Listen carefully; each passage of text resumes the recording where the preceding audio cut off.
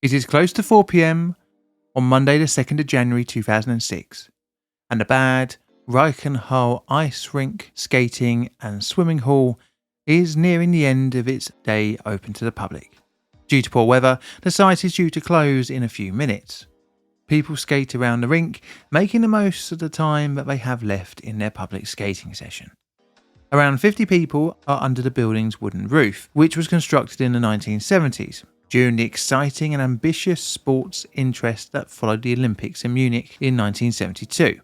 However, as the screeching of the skates and general fuss of people moving around fills the air, a sudden crash and bang interrupt the usual drone of the sports centre. This interruption would be deemed as one of the worst building failures in German history. Today we're looking at the Bad Reichenhall ice rink disaster. My name is John, and welcome to Plainly Difficult. This video wouldn't have been possible if it wasn't for my YouTube, Patreon and Ko-fi members. If you want early access to the channel's videos, then you can from just £1 per month, and the links are in the pinned comment below.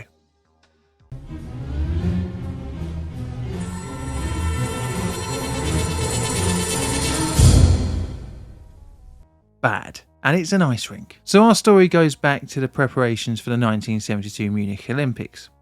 In the increasing excitement and sports interest that such events generate, the town of Bad Reichenhall commissioned a combined ice skating, tennis and swimming hall. This would cost at the time 15.4 million Deutschmarks. Construction of the hall complex on behalf of the city of Bad Reichenhall began in 1971 and was completed in 1973. It was two main buildings connected via an intermediate building that acted as complexes, reception, technical rooms and a main entrance. In addition, there was a restaurant with access to both halls on the first floor. Now the halls are where the building was rather interesting. In order to accommodate an ice rink in one and a swimming pool in the other, the building needed to have vast, open, unobstructed spaces. You know you can't have a support beam in the middle of your ice rink, can you? Otherwise, it would end up with more than its fair share of collisions. The building had to accommodate a competition ice rink of 60 by 30 metres, thus it had a total ground area of 75 by 48 metres. You need a large self-supported roof structure, and this is where the sports complex was kind of unique compared to other buildings. This was in the roof members. It was made up of glued laminated wood girders, 48 metres in length, made up of three 16-metre sections connected together via glued finger joints. These 48-metre long roof supports consisted of an upper girder and a lower girder, with cross-laminated lateral web boards. This whole arrangement created a box girder. They were officially limited to a height of 1.2 metres. However, the design called for webs to be at least 2.87 metres. So with this conflict, the contractor's civil engineer should have applied for an approval for an individual case, provided by the Supreme Building Authority of the Free State of Bavaria, in order to get the larger webs allowed. However, no such approval would ever be found. Anywho, the box girders were manufactured by two subcontractors using a urea resin glue, which had insufficient water resistance when assembling the wooden boxes of the girders. You see, with a box girder, the inside also runs the risk of exposure to moisture, in comparison to a solid girder where the inside is sealed off. So these box girders were mounted on concrete columns to connect the girders, and to provide purlins for the roof material and lateral support, a secondary girder is provided. This spreads the weight across the different main girder sections. The whole project, as I mentioned before, involved multiple subcontracted contractors who then subbed out to other contractors.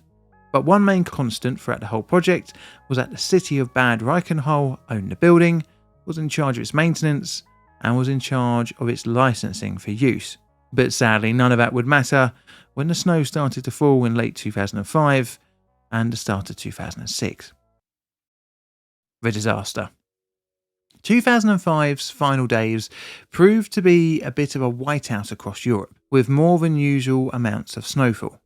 But the Bad Reichenhall ice rink building, now in its 33rd year, nothing really seemed untoward. The 2nd of January 2006, this was the same story. The snow had built up on the building's roof, but it hadn't affected operations up until this point. The public came and went, coming in for a swim sessions and ice skating. At around lunchtime, structural engineers were called in to examine the building, as some concerns had been raised as to whether the structure could withstand any more snow. It was deemed to be below the tolerable limit. Regardless, as a precaution, management cancelled the evening's ice hockey training session and opted to close up early at 4 p.m. at the end of the public skate session. Towards the end of the session, there were roughly 50 people in the ice skating hall, likely getting their money's worth out of every last minute of slipping and sliding around. But just 5 minutes before the complex was to shut its doors, and without any warning, the roof structure spanning the ice rink dramatically fell. The roof timbers and snow crashed down into the centre of the rink, burying all those still on the ice. Once the dust settled, the true gravity of what had happened could be seen. The entire roof covering the rink had collapsed in. Immediately emergency calls were made, and those inside the complex fled the building, with some staying to help, rescuing people from the periphery of the collapse area. Emergency workers started pouring through the rubble and snow in the search of survivors and any potential bodies. What was unknown, though, was that the ceiling had buried 3 adults and 12 children. A helicopter would be called in to provide searchlight to help out with the responders in the dark evening that followed the disaster.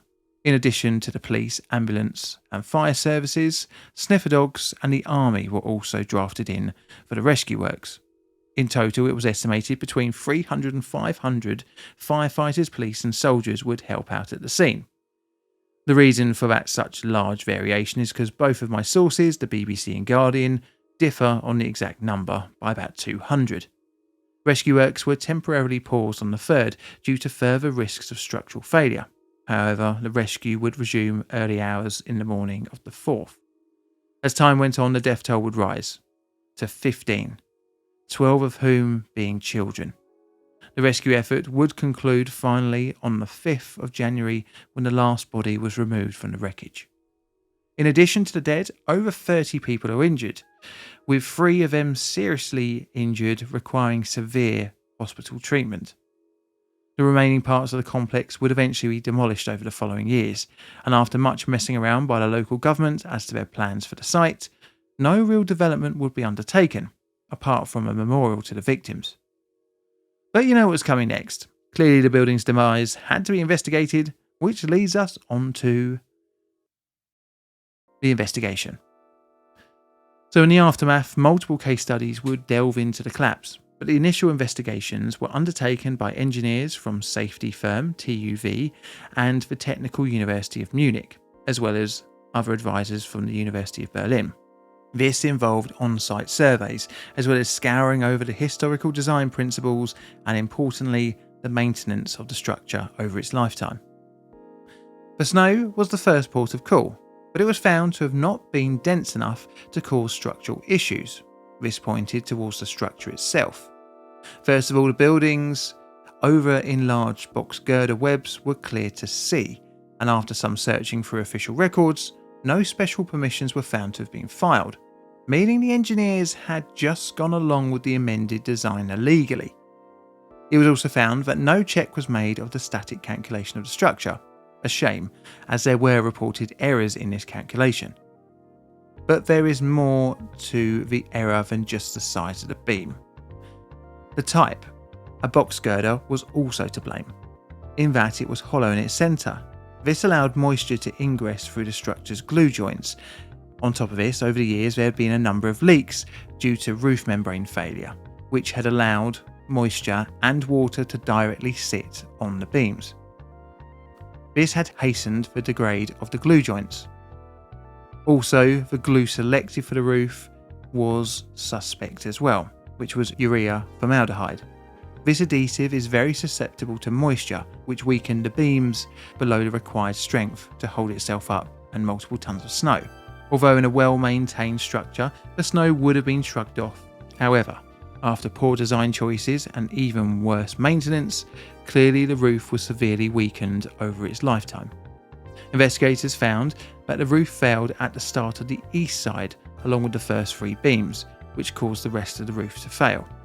The failure was summarised in Modelling of the Performance of Timber Structures Working Group 3 Robustness of Systems.